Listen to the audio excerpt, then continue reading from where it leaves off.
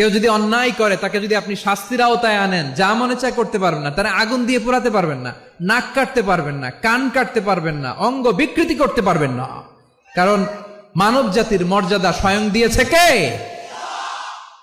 Dead body পচে যাবে, গলে যাবে।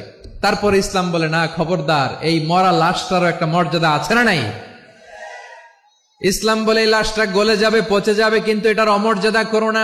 কর্পূর দিয়ে, খেজুর পাতা দিয়ে এটাকে ওয়ার্ম ওয়াটার দিয়ে, গরম পানি দিয়ে ধৌত করো, সাদা শুভ্র ধবধবে কাপড় দিয়ে লাশটাকে তুমি কাভার করো, তারপরে খাটিয়ার মধ্যে লাশটাকে রেখে বিশাল একটা প্রোগ্রাম করো, একটা ফিউনারাল প্রোগ্রাম করো।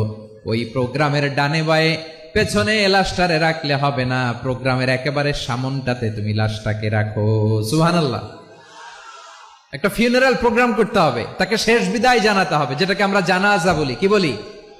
জানাজা মানে মাইয়েতের জন্য দোয়া, তার জন্য দোয়া করা হয়, তাকে একটা সিস্টেমেটিক অর্ডারে কবরে রাখা হয়, সুন্দরভাবে সেটাকে কবরস্থ করা হয়, মাটি দেয়া হয়, পানি দেয়া হয়। তার মানে মরে গেল মানুষের সম্মান বাড়ায় দিয়েছে কে?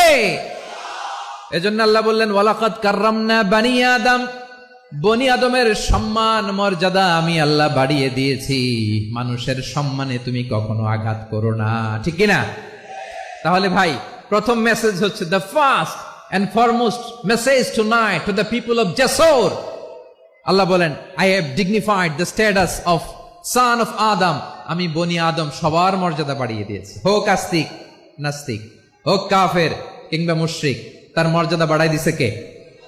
যখন বন্যা হয় আমরা ত্রাণ নিয়ে যাই, আমরা শুধু মুসলমানদেরকে ত্রাণ দেই নাকি? হ্যাঁ, আমরা মুসলমানকেও দেই, অমুসলমানকেও দেই, হিন্দুকেও দেই, বৌদ্ধকেও দেই। যেখানেই মানবতা বিপন্ন সেখানে ইসলামের হেল্পিং হ্যান্ড আছে না নাই? সুবহানাল্লাহ। কি দিন আমরা পেয়েছি, কি বিধান আমরা